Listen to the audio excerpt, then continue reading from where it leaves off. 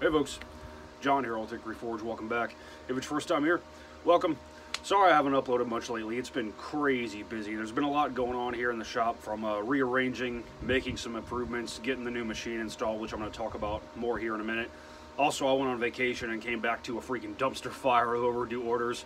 But I'm caught up well enough now to where moving forward, I would like to dedicate at least one day a week to making YouTube content for you guys, because you know that's what really keeps the shop moving. So what's going on today? I got a whole mess of 1084 and 15N20 here.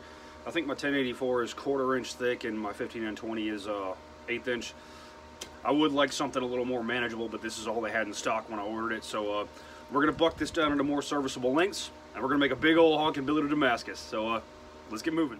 So here's the new press I was telling you about. If you follow me on Facebook or Instagram, you would have already seen it.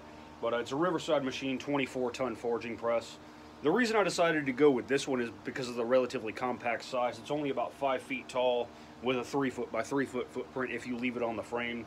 You can take it off the frame and put it on casters, but you know, with the gravel floor, that's not too viable of an option. But it's pretty awesome. It's really going to speed up things here in the shop and really expand my forging capabilities. But you know, all in all, it's a great machine. I know a lot of people are probably going to be wondering about price, and you know, I'm really not shy about talking about it. This thing was exactly $4,610 to my door.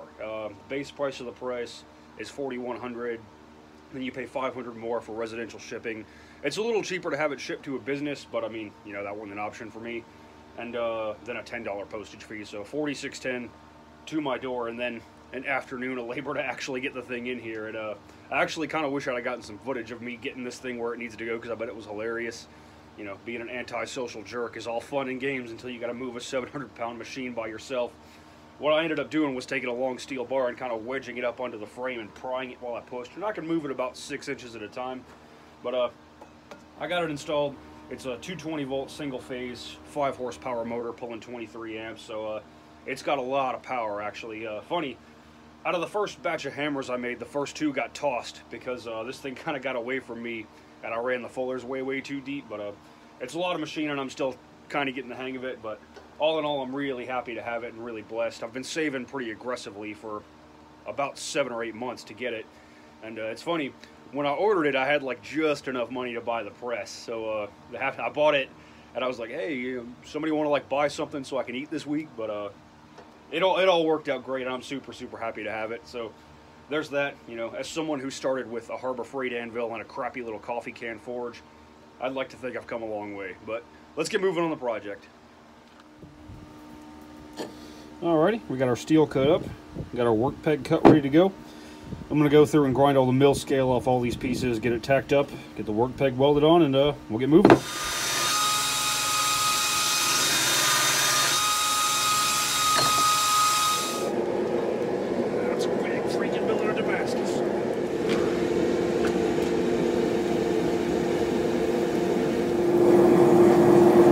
Pretty big billet of steel. There's about 10 pounds of material there, so it's going to take a little while for that to come up to welding heat. I'm just going to keep turning it and let it soak real good, make sure it's at welding heat all the way through before I take it to the press.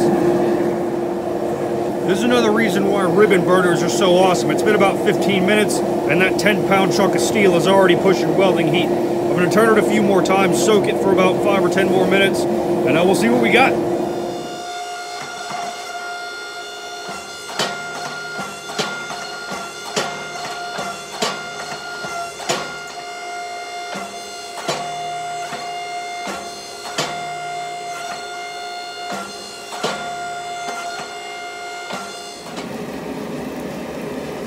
So we've taken 3 welding passes, drawn the billet out a little bit. We started with 6 inches, now we've got about 10 or 11. This machine is freaking amazing. This would have taken a full day to do by hand, probably. It's taken 3 heats on the press. So I'm going to draw this out a little bit more, square up the ends, it's a little bit rhombused, and then we'll get good to go for the cut and restack. Alright, so here we are after the first cycle of drawing this baby out. All the welds took beautifully, it's behaving as one piece of steel. I'm going to let it cool, cut the horrible bits off the ends, grind everything smooth, cut and restack it. We got 16 layers right now. I think I'm going to stack it up in 3s. That'll give us, I don't know, like 48 or something like that. Then we'll probably do that one more time. Do need to radius the edges of my dies a little more so they don't leave quite so many marks, but you live, you learn.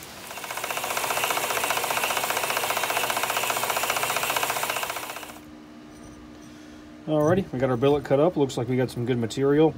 So what we got to do now is go through and grind all the welding surfaces clean and flat. So we'll grind both sides of this one clean, the insides of these two clean, tag it back up, weld the work peg back on, and keep going.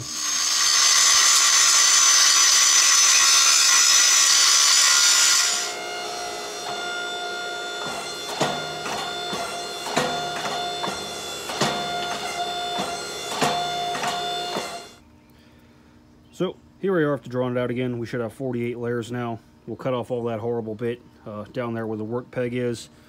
Cut off this end, even though it looks pretty okay, just so it's nice and square. We'll restack it again, should get us to 144 layers, and we'll see what we got. Alrighty, got the second restack done. We're looking pretty good in terms of structural integrity of the material.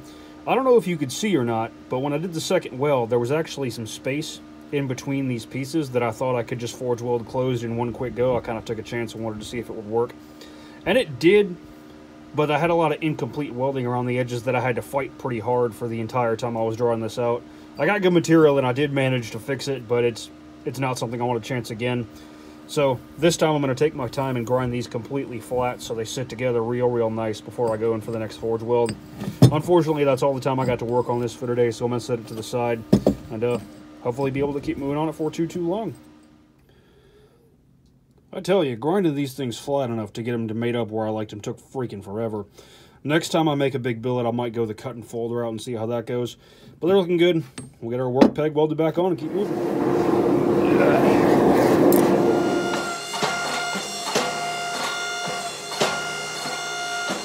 Pull this baby out.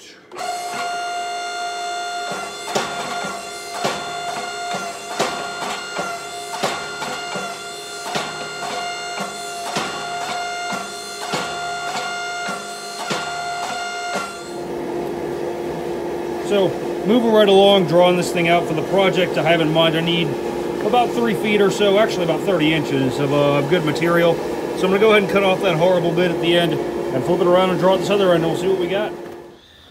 Alrighty, folks. That is a big stinking billet of Damascus. It's still really thick, like over 1/4 of an inch, about 5/16 or so thick. But the press kind of sucked, the die sucked the heat out pretty quick, so once you get down thinner than that, it doesn't move very fast, so I'm going to stop here.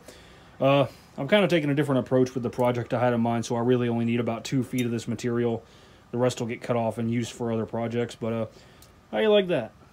Pretty freaking cool. So there you go. One real nice 144 layer Damascus billet. Ready to go. Got some big plans for this thing. Hopefully that all turns out. I'm pretty excited about it. Also just excited about having the new machine in general, and I kind of wanted to just share that with you guys. Wanted to bring you along for the first big project we took on. But there's that. That's all I got for you. Big thanks to all the viewers. Big thanks for all the support. Also, big thanks to my buddy Dan Bailey, the gentleman who does the videography work with the intro and the credits and all that. He's actually getting into blacksmithing, and he's starting up his own Etsy web store, and he's making some pretty cool stuff. He actually made me this little keychain right here. I don't know if you can see or not. Kind of cool. But I'm going to leave a link to that if you guys want to go check it out. I know starting out as a new maker, getting your foot in the door is a freaking nightmare, so if you'd throw him some love, I'd appreciate it. But that's all I got for you.